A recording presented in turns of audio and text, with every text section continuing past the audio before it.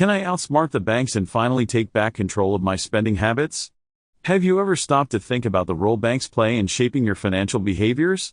They're not just passive service providers, they might be subtly influencing your spending habits. This video is all about exploring how banks might be manipulating your spending, often without you even realizing it. Understanding the intricate ways banks operate can be a real challenge. So much of what they do happens behind the scenes, and their strategies can impact your spending in ways you might not be aware of. It's like there's an invisible hand at play, guiding your financial decisions. But how do they do it? What are these invisible financial controls that shape our spending habits? And more importantly, how can we become more aware of them? Let's dive into some specific examples. Credit card reward systems are a great place to start. They encourage certain spending behaviors by offering points or cashback on specific purchases.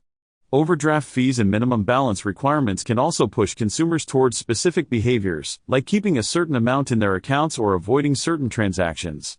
And then there are personalized offers based on data analytics, designed to increase engagement in spending. Banks collect vast amounts of data on your spending habits, and they use this data to tailor offers that are more likely to tempt you into making a purchase. It's not necessarily a secret conspiracy, it's more like a sophisticated system of incentives and disincentives designed to maximize bank profitability.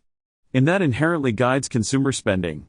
While it benefits the banks, it also impacts your financial freedom. You see, these systems are designed to make you spend more, not less. And that's a key insight: the bank's goals aren't always aligned with yours. Their systems might encourage you to overspend or make financial decisions that aren't in your best interest. So, how do banks influence spending? They use a combination of rewards, fees, and personalized offers to shape your financial decisions. While they aren't controlling you in a nefarious sense, their systems are designed to guide your spending. And that's something you should be aware of. By recognizing these influences, you can start to make more informed financial decisions. Have you ever noticed any of these tactics at play in your own life? Share your experiences or observations in the comments below. And if you want to learn more about financial literacy and consumer awareness, be sure to subscribe for more videos like this one.